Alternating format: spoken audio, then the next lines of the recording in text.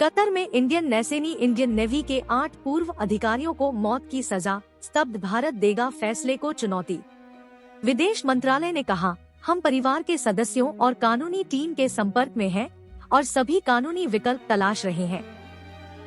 इस मामले को बहुत महत्वपूर्ण मानते हैं और इस पर बारीकी से नजर रख रहे हैं। सभी काउंसलर और कानूनी सहायता देना जारी रखेंगे।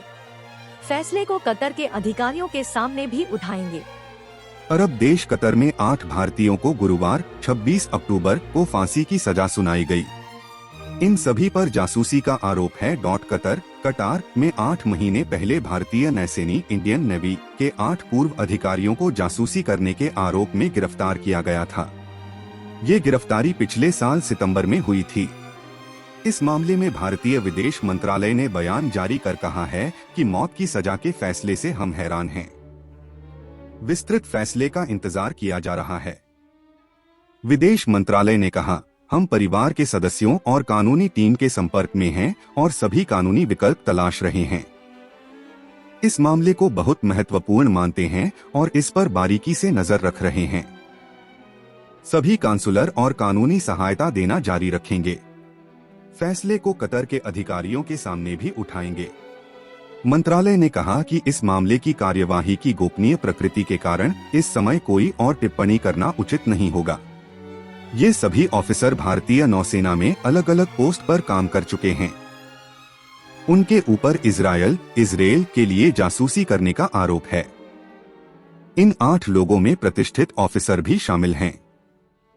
इन्होंने कभी प्रमुख भारतीय युद्धपोतों वॉरशिप्स की कमान संभाली थी। फिलहाल Dehra global technologies and consultancy services के लिए काम कर रहे थे।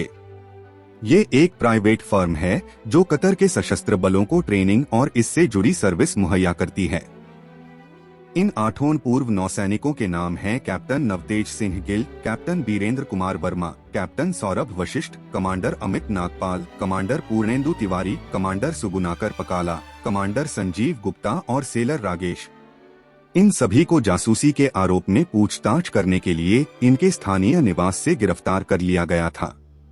रिपोर्ट के मुताबिक इन 8 भारतीयों की जमानत याचिकाएं कई बार खारिज कर दी गई हैं। कतर के अधिकारियों ने उनकी हिरासत बढ़ा दी थी। गुरुवार को कतर की अदालत ने 8 भारतीयों को फांसी की सजा सुनाई। आधिकारिक भारतीय सूत्रों का हवाला देते हुए समाचार एजेंसी एनी ने बताया कि मामले को अब भारतीय एजेंसियां उच्चतम संभव स्तर पर उठाएगी। लेकिन कतर सरकार ने इस मुद्दे पर नरमी के कोई संकेत नहीं दिखाए हैं।